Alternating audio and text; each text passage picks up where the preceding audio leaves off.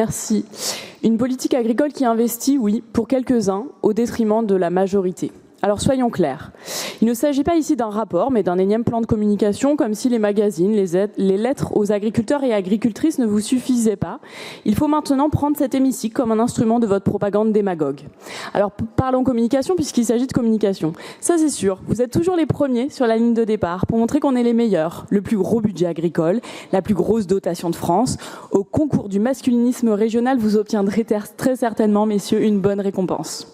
Derrière ces gros chiffres, 15 millions d'euros supplémentaires sur le budget à l'investissement, se cache une réalité agricole qui est désastreuse et qu'il est temps, je crois, de regarder en face. D'abord, la paupérisation.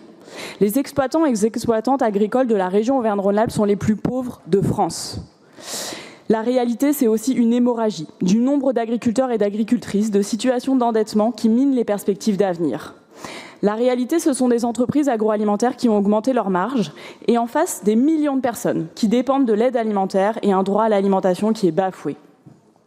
La réalité, c'est un consommateur qui est aussi déboussolé face à vos labels trompeurs, haute valeur environnementale, et une marque régionale qui n'apporte aucune garantie de qualité. La réalité, c'est un monde agricole qui souhaite à 90%, selon une étude du GCA, accélérer ou engager leur transition vers des pratiques agroécologiques, mais qui ne le peuvent pas pour des raisons économiques et financières. C'est aussi un monde agricole qui subit de plein fouet l'extinction du vivant, la catastrophe climatique, faute d'adaptation suffisante. Et en face, nous avons ici une politique agricole régionale parfaitement contradictoire. Oui, ici, nous avons des élus qui défendent l'apiculture et qui, dans le même temps, votent l'utilisation des néonicotinoïdes, ces insecticides tueurs d'abeilles. La réalité, c'est une région qui était la pionnière du bio, le creuset de dynamique sur le foncier agricole, les coopératives durables. Une région qui est retombée bien bas dans toutes ces dynamiques depuis que vous êtes arrivés au pouvoir. La réalité, c'est une inégalité dans le partage de la ressource en eau aussi, que vous exacerbez avec votre politique. Je rappelle ici simplement les projets de méga-bassines dans le Puy-de-Dôme. La réalité, c'est un monde agricole profondément divisé. Et il est important de dire que vos propos, la stigmatisation de l'agroécologie que vous opérez, ne fait qu'accentuer ces divisions. Avec ces propos, vous attisez la haine. À ce titre, je dois rappeler ici tout notre soutien à cette maraîchère, à Orliénas, à 2 pas d'ici dans le Rhône, qui a engagé une démarche d'agriculture biologique et qui a vu en fin de semaine dernière ses cultures saccagées. 2 ans de travail réduits à néant, une 50aine de variétés d'arbres fruitiers rasés. Et je ne peux pas non plus parler d'agriculture ici, sans rendre hommage à Pierre Alessandri, secrétaire général de la Via Campagnola, tué sur sa ferme le 17 mars dernier.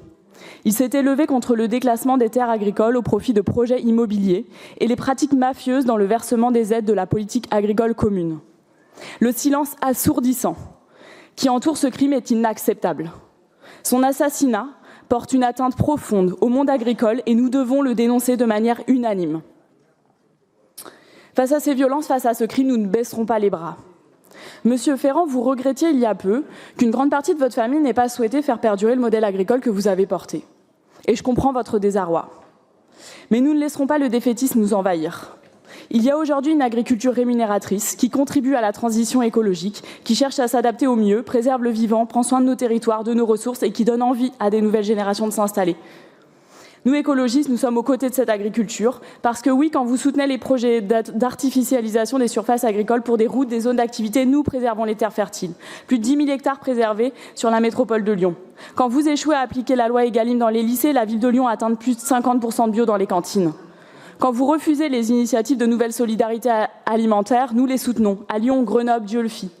Quand vous continuez de considérer qu'il n'y a pas de sujet sur la place des femmes en agriculture, nous soutenons les groupes d'agricultrices, ces espaces essentiels de construction d'une agriculture d'avenir. Alors nous voterons contre ce rapport, ou plutôt ce plan de communication, puisqu'il n'offre pas une réelle perspective d'avenir en renforçant les inégalités, et il opère un déni sur une réalité désastreuse du monde agricole.